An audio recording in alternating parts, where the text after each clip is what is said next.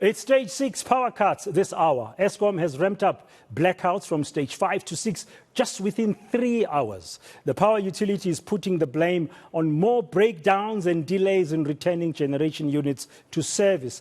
But are we in for more trouble, or are we in more trouble already than what we are being told? Energy experts are predicting worsened power cuts as Eskom prepares to take Quebec Unit 1 offline for maintenance and repairs. This is one of the power utility's most reliable generating units. David Lipschitz is an energy expert and author of the book titled The Last Blackout. He joins me now live from Cape Town this hour here on Today. Good afternoon, David. Are we nearing the last blackout? Good afternoon, Dan, and the listeners and watchers. I pray that we're not nearing the last blackout. I say that the last blackout should only happen in my book, and that people should read the book and they should understand what will happen if we don't have electricity and how important electricity is in our lives. Now, is it a bit unprecedented that we'd move from stage 2 to 6 within 24 hours? I think it's difficult to know what Eskom maintenance, planned maintenance scheduling is like, what they expect to take offline, what they don't expect to take offline. I think part of the country's been in stage 4. Also, Eskom's Push and other apps like that have been doing analysis to show that we're actually in higher stages of load shedding compared to what Eskom are telling us. And then we have this other news yesterday, how GDP has actually grown faster than expected. And I think that's because there's so much private generation, from diesel or rooftop PV, battery backup. There's masses of that being put in, and that stabilizes the grid. I know a lot of people say that rich people and so on, I don't consider myself to be rich by any stretch of the imagination, can put PV in and then poor people can't. But the economy depends on jobs. Jobs are created by business. Business needs the electricity. So if the businesses have got the electricity and the GDP is going up because businesses have got electricity and homeowners don't, then Eskom must come clean with who is actually being load shed and for what reason, and why are they not taking their own advice that they started giving themselves in 2013 and onwards, with fixing Medupi and Kusile, which as far as I understand are running at 40% EAF, energy availability factor, when they should be at 92%. So, the wheels are definitely coming off. We've known about these problems for a long time, since 2003, in fact, when the government produced a white paper where they said at current without any new power stations, we can expect load shedding from 2008 until 2030. So we're at 2022. Theoretically, we're going to have load shedding for another 8 years. It shouldn't be getting worse. We should be having less load shedding. We should be having more people interacting with the grid. And my mission in 2023 is to show people that we need to think differently. If we think about the world differently, we can solve our problems. If we carry on with the programs and processes and ways of working of the last 40 years, everything's going to keep getting worse. We need to change. We are now in stage 6, and with Quebec Unit 1 due for maintenance and repairs shortly. What should we expect then to happen to our power supply? So it looks like if we're at stage 6 today and Eskom have said it's indefinite, then we can expect stage 7 tomorrow. That's all we know. Unfortunately, I don't have more information than you. Mr. Durate is not phoning me yet, although I have been writing to him. I have been writing to the ministers and to many people all over government.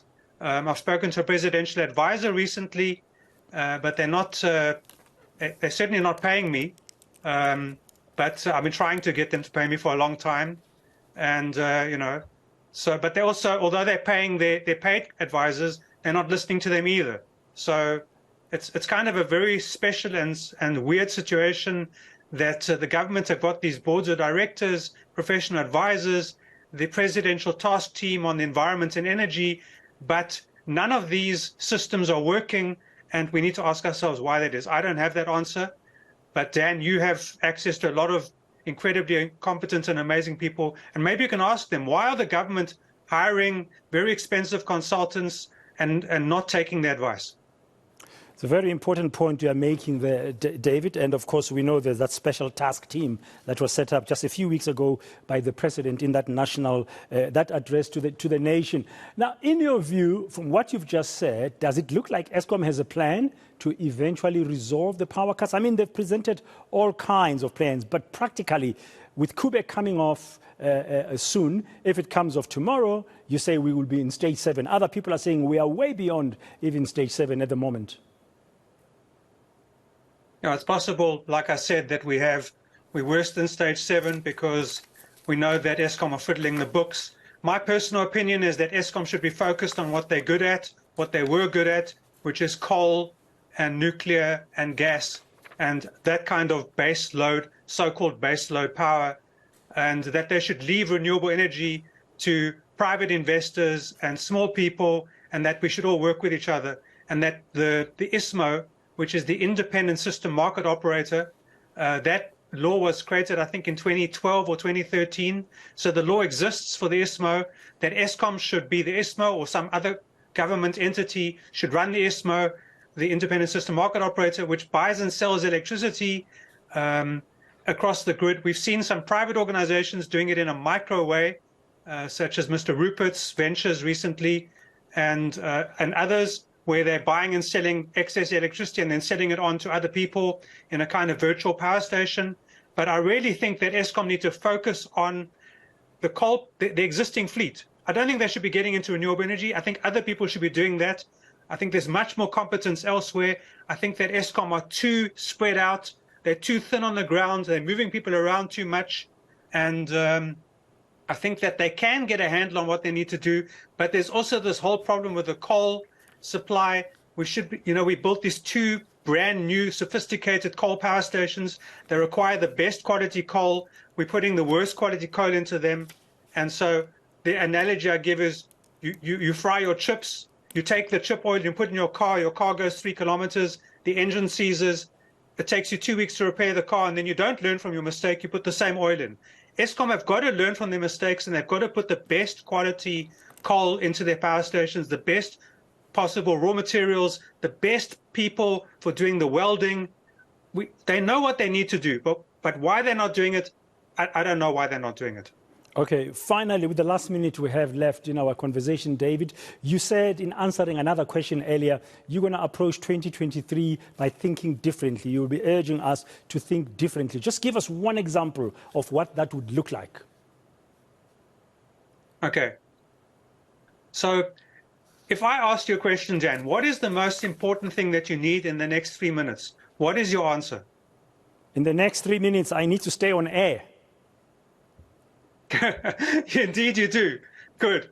I don't know if the person being questioned is allowed to ask the question of questions, but I'm asking the whole audience, the millions of people watching this program right now, all of you, what is the first thing that you need right now in the next 1 minute to 3 minutes? What is that thing that you need right now?